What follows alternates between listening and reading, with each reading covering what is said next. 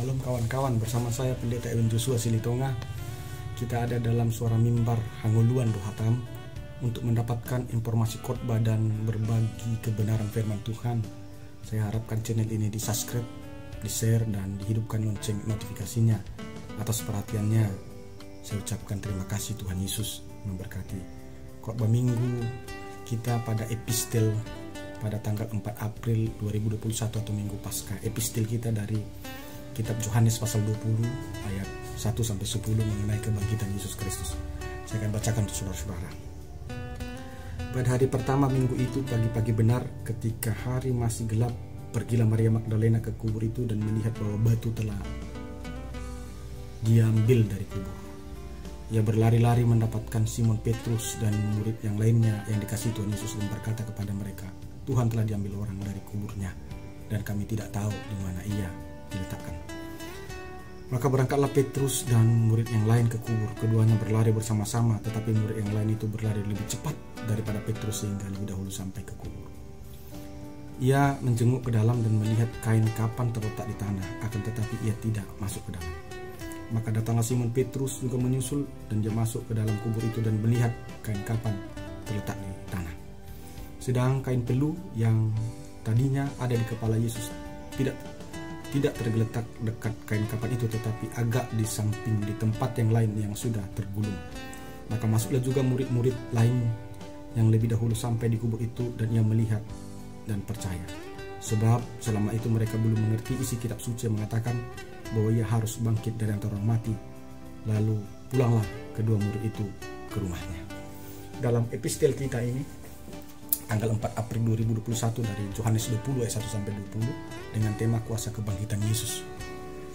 Sampai detik ini masalah kebangkitan Yesus masih diperdebatkan. Karena ada orang yang berkata melalui kitab sucinya, dia berkata bahwa Yesus itu tidak disalib, tapi orang asing yang mirip Yesus yang disalibkan. Ya, itu kalau Yesus tidak disalib, ya tidak ada kebangkitan Yesus Kristus.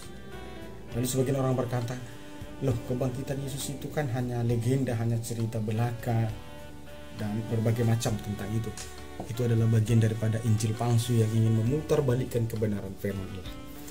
Tapi pada perikop ini yang menjadi bahan epistel kita, semua membantah tentang itu, bahwa kebangkitan Yesus itu adalah peristiwa historis, peristiwa yang benar-benar terjadi.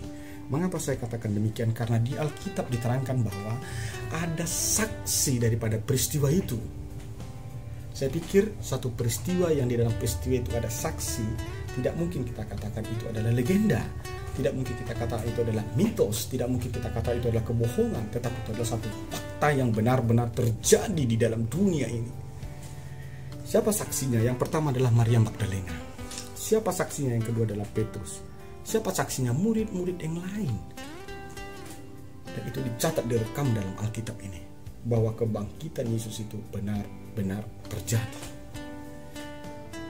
Bahkan mereka melihat langsung dan masuk ke dalam kubur itu, dan mereka melihat langsung bahwa tubuh itu tidak ada lagi. Nah, sempat mereka berpikir bahwa ketika mereka melihat batu penutup kuburan Yesus itu terbuka, ada orang yang mencuri mayat Yesus. Sempat mereka berpikir begitu. Tapi pikiran itu berubah ketika mereka melihat bahwa kain kafan Yesus itu ada di sana. Dan penyeka kepala Yesus itu tersusun rapi juga di seberangnya. Nah, kalau dipikir-pikir, tidak ada pencuri yang mencuri mayat. Dibuka dulu kain kafannya, dilipat bagus, dibuka kain seka penutup kepalanya, dilipat bagus dan letakkan. Tidak ada pencuri mayat seperti itu. Pencuri mayat pasti kalau dia memang mencuri, dia akan gulingkan itu batu, dia ambil saja begitu saja mayatnya. Nanti di tempat di mana persembunyiannya baru mayat itu dieksekusinya. Akhirnya melihat peristiwa itu mereka percaya bahwa Yesus benar-benar bangkit.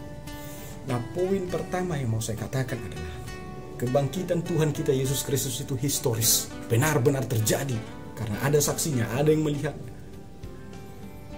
Jadi segala tuduhan yang mengatakan Yesus tidak bangkit itu adalah sesat. Segala tuduhan yang mengatakan bahwa Yesus itu, kebangkitan Yesus itu adalah mitos, legenda, itu adalah kesesatan. Karena tidak mungkin sesuatu yang memiliki saksi dikatakan legenda. Jadi tetaplah teguh kepada imanmu akan kebangkitan Yesus. Karena peristiwa kebangkitan Yesus itu benar-benar historis, bukan isapan jempol belaka.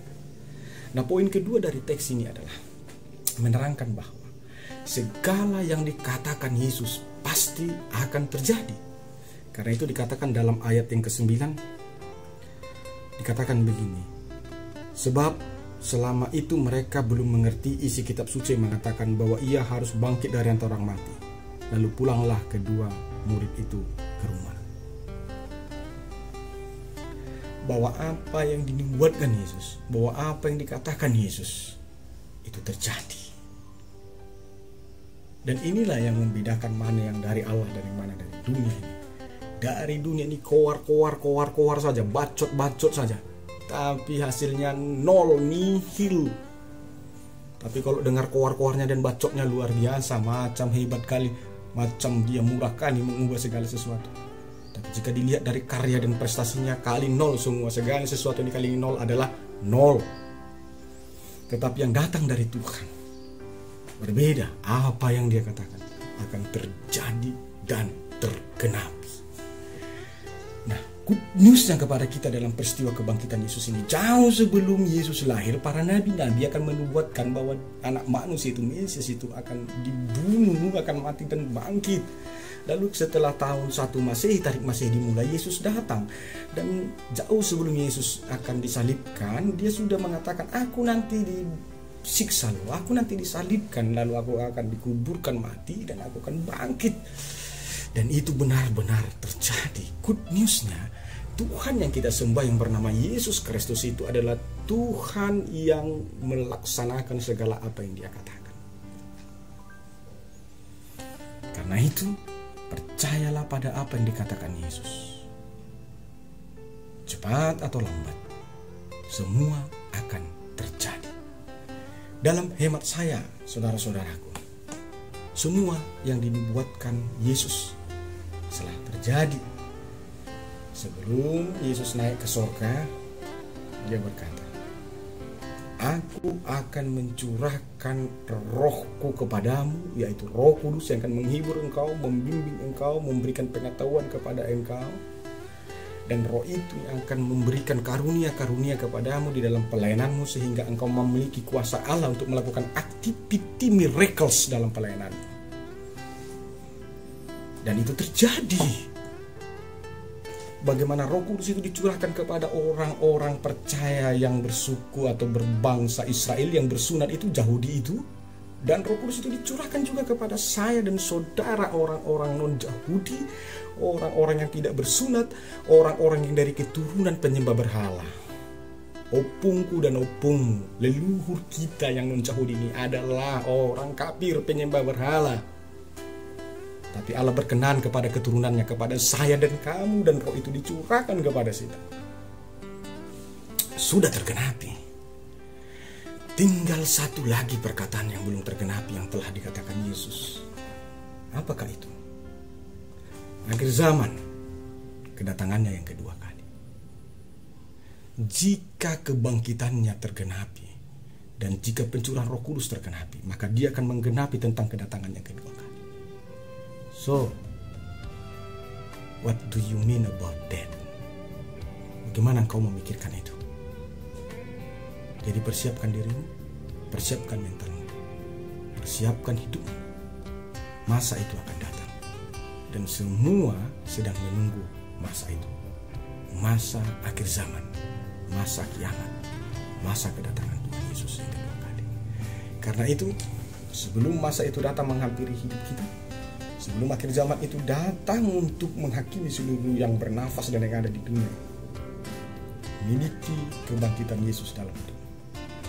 Bangkitlah, sama seperti Kristus yang bangkit dari orang mati, maka keluar dah dari tabiat-tabiat kematian yang sedang mengikat engkau dan mengekang engkau. Keluarlah, bukan karena kekuatanmu, tetapi karena engkau percaya pada Yesus. Ada tabiat-tabiat kematian yang melekat dan mengikat kita sekarang. Melalui kebangkitan Yesus ini, percayalah dan keluarlah daripada tabiat-tabiat kematian. Tuhan Yesus memberkati saudara-saudara. Shalom.